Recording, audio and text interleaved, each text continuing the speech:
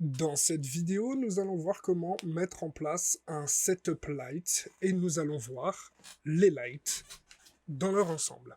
Que ce soit les lights standards ou les lights adéquates pour utiliser le moteur de rendu Eevee.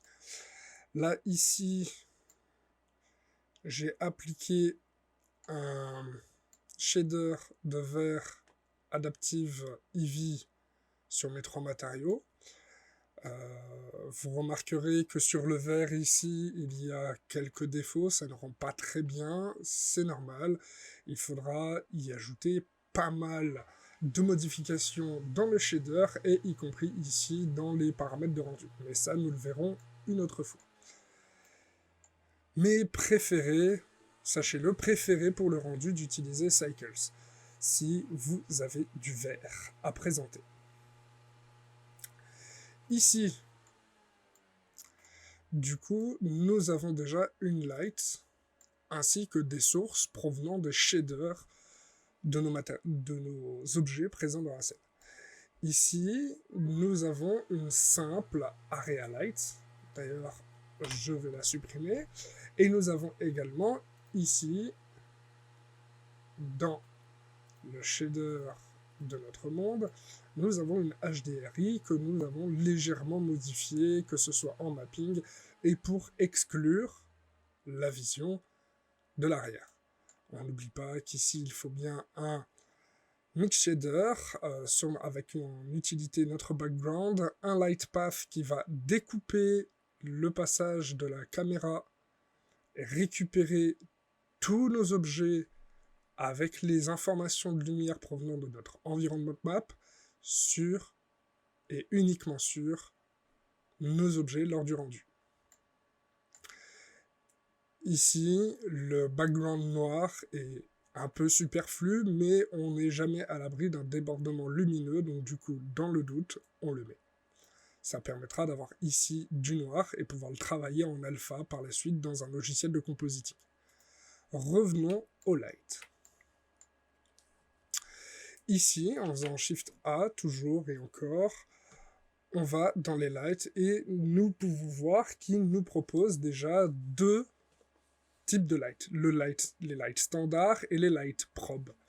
Les lights probe vont être les lights spécifiques à Eevee et vont nous permettre de récupérer pas mal d'informations sur les objets réflectifs, les volumes et bien sûr le vert. Et surtout, nous avons les lights standards, lights qui vont agir sur l'intégralité de nos objets et être également traduits en 3D et en temps réel de façon identique. Les light probes vont être là pour récupérer des informations qu'on n'a pas de base dans Eevee. Du coup, si on est dans Cycles, bien sûr, il faudra réadapter le shader pour ces trois objets. Eevee possède déjà les capacités de réflexion, de réfraction, tout ça. La seule différence, c'est qu'il va être plus long à mettre en place. Vous pouvez voir quand même qu'il a quand même une bonne relation avec les modèles que nous avons présents dans notre scène. Alors, on rebascule sur Eevee pour avoir quelque chose de plus rapide à l'affichage, et on va tout de suite commencer avec les lights standards, et on va activer le point light. Le point light, comme nous l'avons pu voir en cours, est une light basique, un simple point qui va émettre comme un soleil ou comme cette boule lumineuse de façon égale dans toutes les directions. D'ailleurs, pour vraiment voir sa puissance, 10 watts, ce n'est pas assez. 10 watts, c'est une toute petite lumière. Déjà, les lumières que nous utilisons de base chez nous sont à 60 watts. Et là, 60 watts, il faut prendre en considération la taille de notre scène. Là, notre scène est beaucoup plus grande que du taille réelle. Du coup, il faut adapter la puissance de notre light. Là, ici, on va abuser et mettre directement à 1000 watts pour être sûr de le voir en activité. Ici, nous avons notre point light. Et comme nous pouvons le voir, c'est bien un point lumineux. Ce point, d'ailleurs, sera rendu lors de votre passe de rendu. Si nous faisons F12, bien sûr, il va s'adapter à la vue caméra que nous avons faite.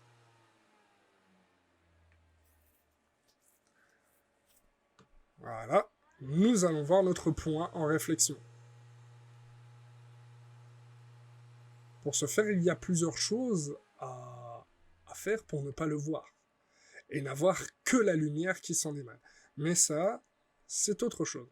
De toute façon, le point light est assez peu utilisé sur ce genre de scène. Ici, nous cherchons quelque chose de plus réaliste. Du coup, nous allons utiliser les autres types de light. Soit le sun pour faire quelque chose qui ressemble à un extérieur. Notre scène s'accorde à ce qui pourrait être une table d'extérieur et une scène faite en extérieur. On pourrait très bien utiliser un sun en plus de notre environment light pour pouvoir pimper l'ambiance lumineuse. Je ne vais pas revenir dessus, nous allons par contre utiliser des spots et des areas pour constituer un ensemble de setup. Ici, nous allons commencer par un area light, on va directement le mettre au-dessus, on est bien dans les propriétés, square, on va le mettre en rectangle, on va lui faire un petit scale, un beau gros scale même. Hop là. Bien sûr, on augmente son intensité lumineuse, on va mettre à 500. Hop là, il est dirigé vers le bas. Là, nous avons installé une lumière d'ambiance, une softbox. Et là, nous allons commencer à ajouter un spotlight. Premier spot, on va se mettre en move et on va se mettre directement ici pour avoir accès à certaines choses plus facilement, comme la rotation. On doit faire une rotation en Y de 90 degrés. Hop là. On va alors, pas prendre sa focale, mais prendre bien l'axe X ici. On retourne dans les options ici pour vérifier qu'on n'a rien changé au radius. Non, c'est bien. Voilà, on va remettre le cône à sa place. Et on va demander à avoir l'accent sur le vert. Là. Ici. On va augmenter sa puissance lumineuse. On se met en vue pour voir la différence. Ici, il nous a mis tout ça.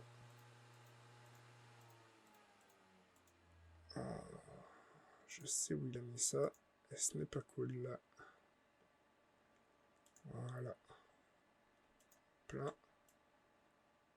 On va le descendre de la hiérarchie pour l'avoir en extérieur. Voilà. Ici, spot.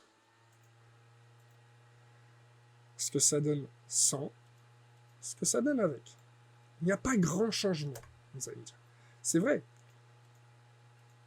Voire il n'y en a aucun. C'est normal. Ici, on peut augmenter. D'ailleurs, on va commencer même à lui donner une petite couleur pour mieux l'apercevoir. Hop là. Le radius, il est bon.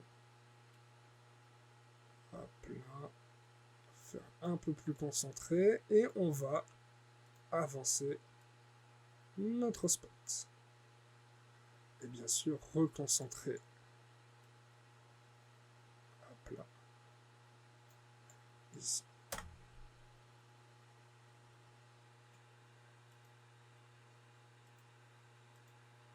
Là, on commence à voir l'influence. Bien sûr, il va falloir augmenter l'intensité pour pouvoir augmenter ses effets. On va continuer, on va faire un 3-point light, un setup standard. Le setup standard s'applique principalement en studio photo. Il y a également le 5 points setup. Ce sont des setups standards qui sont utilisés et sont les setups de présentation. Bien sûr, si vous faites une énorme scène qui comporte plein de lumière, par exemple un bâtiment avec plein de lumière à l'intérieur, ce sont des lumières additionnelles. Le 3 point, le 5 points, tous ces setups de lumière sont des setups de présentation de la scène globale. Tout ce qui est lumière additionnelle, tout ce qui est lumière en plus, comme ici ou celle-là, ce sont des lumières intégrées à la scène. Certes, ils émettent de la lumière, mais ils ne sont pas à prendre en compte dans le setup de présentation globale de votre scène. Ce sont des lumières additionnelles. Bien sûr, on pourra modifier leur puissance au niveau de leur shader, tout ça, pour éviter qu'ils viennent manger les reflets et l'ajout de lumière provenant des spots qu'on va ajouter. Alors ici, on va faire simplement un Shift D pour la dupliquer, on va la déplacer, et on va la déplacer sur notre bouteille, ici. Par contre, on va lui modifier sa couleur, on va la mettre bleue. Voilà. Et on va augmenter sa puissance à 2000 watts. Alors, des valeurs comme ça, sur une scène ainsi, ce n'est pas déconnant. Vous pourrez arriver des fois à des valeurs approchant les 10K, les 20K, voire les 50K. C'est tout à fait normal. Ici, on a fait simplement de l'apport lumineux en plus de notre HDRI. HDRI qu'on pourra remodifier ensuite pour avoir une meilleure appréhension des lights qu'on a appliqués. Hop là, ce qu'on va faire, on va modifier l'orientation pour avoir un meilleur perçu des lumières qu'on a ajoutées. Et on va en profiter pour récupérer quelque chose d'intéressant. Voilà. En termes d'ombre et de lumière, on est plus intéressant ici. Ah, vous allez me dire, ouais, mais on voit pas beaucoup de choses. C'est normal. Le reste, étant donné que nous sommes sur Eevee, il va falloir l'ajouter. Ce sont de l'addition. L'addition à ajouter, ce sont les probe lights. Et là, maintenant, nous allons voir les lights spécifiques pour ajouter des composants à Eevee. Si nous sommes dans Cycles, voilà, dans Cycles, là, du coup, c'est beaucoup plus facile de voir l'apport lumineux, les réflexions et la diffusion de la lumière que nous avons ajouté sur notre scène. Malheureusement, Eevee n'a pas cette faculté.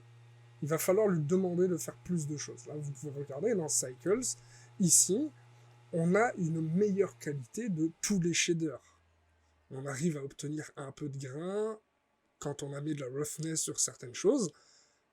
C'est exactement ce que l'on souhaite en termes de rendu final, au final.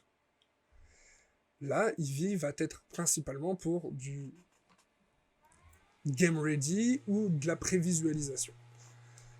Ici, du coup, nous allons faire le light probe. Donc, Shift A, light probe, et on va commencer par le reflection cube map. Non, on va faire le reflection plane en premier, vu que nous n'allons pas l'utiliser, vu que nous n'avons pas de surface plane 100% réfléchissante, autrement dit un miroir. De toute façon, nous allons appliquer cette surface réfléchissante à Shift A, plane. Plane qu'on va mettre au centre de notre reflection plane. On va prendre les deux ensemble. Rotation. X80. Allez. CTRL Z. Donc, je change d'option. Je fais RX 90. Et je vais déplacer tout ça hop là, ici. Je vais également appliquer un scale sur les deux, comme ceci, et comme ceci. Ça, nous allons pouvoir exactement voir ce que le reflection plane plutôt, va nous proposer. Ici, il va falloir sélectionner pour notre plane un shader, objet, nouveau matériau, on va lui mettre métallique à 1, roughness à 0, et voici, nous avons un miroir qui fonctionne pas très bien. Là, il va falloir... Ça, c'est ce que nous avons de base avec les shaders réflectifs dans Eevee. Dans Cycles, nous n'allons pas avoir le problème. Nous allons avoir directement une belle réflexion, une belle réfraction lumineuse, et tout ce qui s'ensuit. Mais ici, ce n'est pas le cas. Pour ce faire ici, il va falloir faire une chose spécifique qui est de modifier le reflection plane. On va ici dans les propriétés du reflection plane et on va modifier la distance pour lui permettre d'avoir une meilleure distance des calculs de ce qu'il va devoir proposer. On va modifier son clipping, le mettre au minimum, et on peut modifier également le fall-off pour lui permettre une meilleure rasterisation, calcul des réflexions. Ici, ce qu'on veut, ici dans la 7, on veut qu'il soit en visible la collection 7. Bien sûr, on veut que tout soit visible, donc en soi, il faudrait lui demander de mettre tous les éléments dans la Visibility Collection.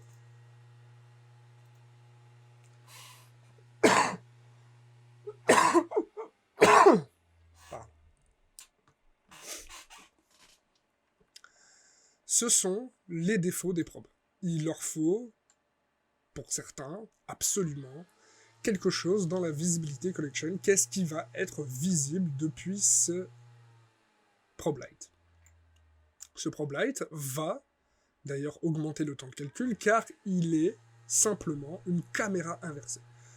C'est une deuxième caméra dans votre scène, sauf qu'au lieu de voir à travers votre caméra, vous allez utiliser son image pour créer une réflexion et de la réfraction lumineuse. Bien sûr, tout ceci est dépendant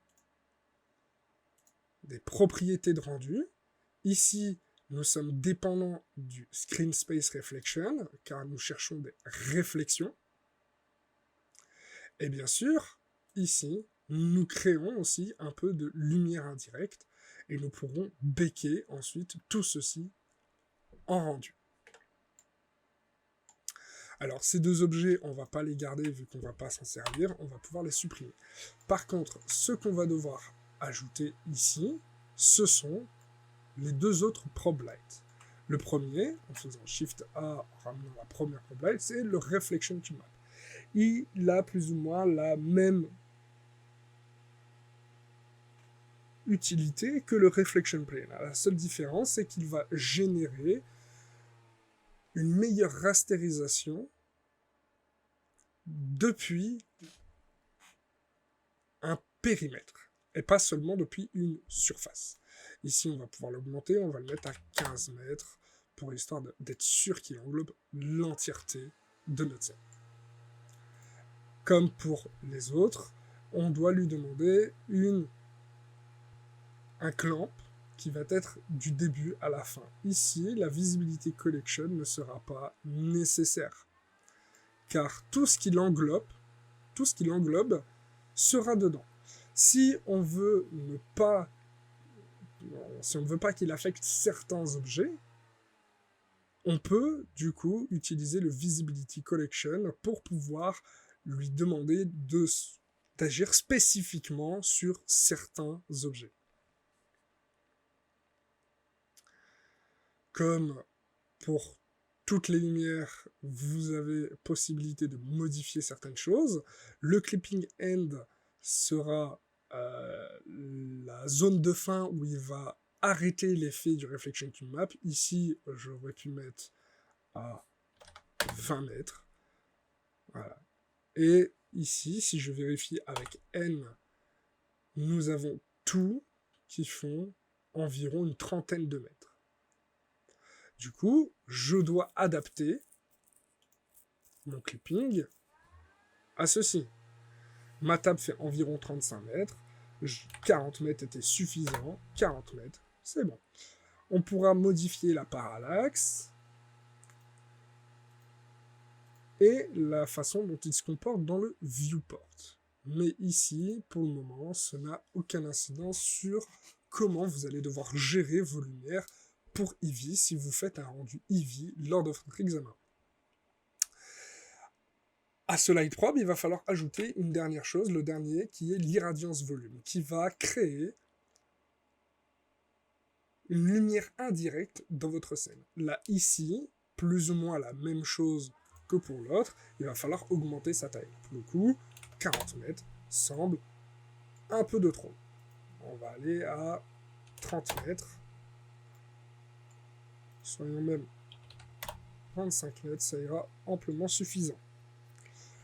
Ici, comme pour les autres, vous avez la possibilité de modifier tout un tas de choses, sauf plusieurs choses à savoir, ce sont ces résolutions. Plus vous allez augmenter la résolution, certes, plus vous allez bénéficier de lumière indirecte de meilleure qualité et de certains effets de meilleure qualité, mais plus ce sera gourmand pour votre machine et ça demandera des temps de calcul à la fin pour le rendu.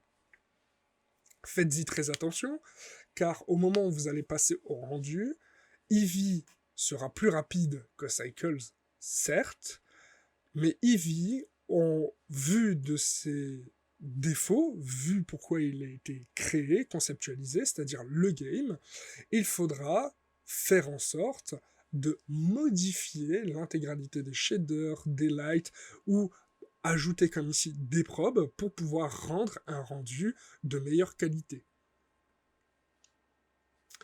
Pour ce faire, si vous voulez faire un rendu final directement, sans passer par des prévisualisations en vous guidant simplement par ce que vous voyez au viewport, car dans le viewport ici, nous avons déjà un très bel aperçu de ce que va rendre le rendu, bien sûr en appuyant sur 0 pour rester sur la vue caméra, car c'est ce qui sera rendu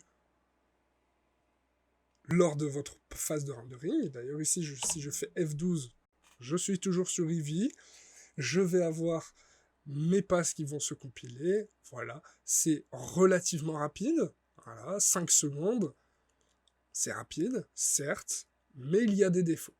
Le vert n'est pas très beau.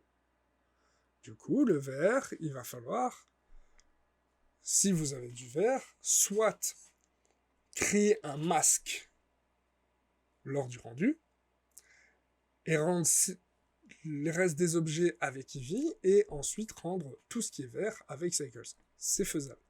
Ça va vous prendre du temps, ça va doubler vos temps de rendu, mais c'est faisable. Sinon, vous pouvez tout faire directement dans Cycles, car vous faites un rendu final de votre projet. Du coup, il va falloir adapter vos shaders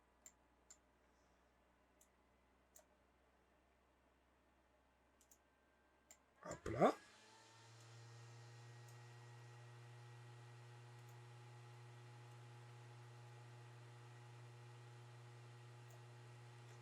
Adapter vos shaders, passer sur Cycles,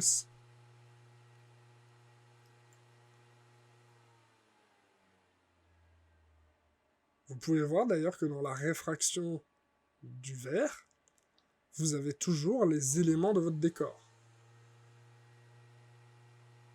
Rien ne vous empêche, à partir de là, d'ajouter un cyclo. Nous allons voir, lors du rendu, qu'est-ce qu'un cyclo, comment le modéliser en quelques clics, pour pouvoir faire une présentation sur un fond uni. À moins que vous vous êtes motivé, que vous ayez le temps, et que vous vous créez vous-même un décor pour le rendu. Ici, comme d'habitude, nous sommes sur un setup standard de lumière, adaptive, Eevee. Les probe lights ne seront pas nécessaires quand vous ferez du cycles. Si vous faites de la prévisualisation pour réellement voir ce que vous êtes en train de travailler pour le final, il vous les faudra pour avoir un aperçu plus ou moins de ce que vous allez avoir avec cycles. Bien sûr, rien ne vous empêche en pleine production de vous arrêter, de faire le changement de shader pour ceux qui sont vraiment adaptés à cycles, de passer en cycles et d'attendre quelques minutes pour voir la prévisualisation plus ou moins complète de ce que va rendre votre rendu, et ensuite de repasser sur Eevee pour finaliser et enfin faire votre rendu final. L'ajout de lumière est primordial. Ici, c'est un setup basique. J'aurais pu ajouter bien plus de lumière sans trop dénaturer l'aspect lumineux réaliste de ma scène. Bien sûr, ici, je n'ai pas décidé sur qui j'allais vouloir mettre l'accent principalement comme objet. Ici, il va falloir aussi que je pense à la composition de mon rendu, mais à la composition lumineuse de mes objets et qu'est-ce que je vais vouloir raconter. Ici, en théorie, si je me focus sur un seul objet, ce sera bien plus intéressant. Je vais alors de ce fait modifier mon aperçu et me focaliser uniquement sur ma tasse. Bien sûr, après, il va me falloir présenter avec l'intégralité de mes objets une composition réaliste, satisfaisante, qui prend en compte l'intégralité de mes objets. D'ailleurs, le placement est une question importante lors de la composition. Ici, la composition globale est simplement là pour englober l'intégralité de mes objets. Si j'avais voulu me focus sur un seul objet, étant donné que mon Rubik's Cube est relativement au centre, je pourrais du coup basculer l'attention sur ce Rubik's Cube en modifiant le placement de mes éléments pour pouvoir le rendre plus narratif, mais également la structure de ma lumière pour pouvoir débouter mon Rubik's Cube ou ma tasse, si c'est toujours la tasse que vous voulez au centre de votre scène, votre tasse, qu'elle soit en pleine lumière et que les formes et l'ajout des autres objets viennent parfaire cette composition. Cette composition, elle doit parler, elle doit raconter quelque chose. Ici, elle est juste présentée. C'est juste quelque chose de présentable, de présenter quelque chose qui peut être fait, mais qui ne raconte pas quelque chose, et surtout qui ne démontre pas votre créativité derrière. On vous a demandé un rendu de présentation, vous avez fait bêtement un rendu de présentation. Vous aurez les points sur votre rendu, mais pas sur la créativité. Ce sont des points sur lesquels il vous faudra faire attention lors de votre rendu, lors de votre élaboration de votre setup de lumière, mais également de votre création de shaders. Ici, les shaders, certes, vont ensemble et sont réalistes, mais il va falloir que j'adapte certains shaders pour plus ou moins accrocher la lumière, modifier le placement de certains objets qui, ici, sont émissifs et émettent trop de lumière. Je pourrais modifier son strength ici et le mettre à 10. Voilà, on perd en intensité globale ici, mais on récupère des informations provenant de nos spots et de notre softbox au-dessus. Softbox qui doit toujours être à une valeur inférieure au reste des éléments. Ici, nous avons également un objet qui entre en conflit. Là. Du coup, pour ce faire, on va simplement le déplacer. Là.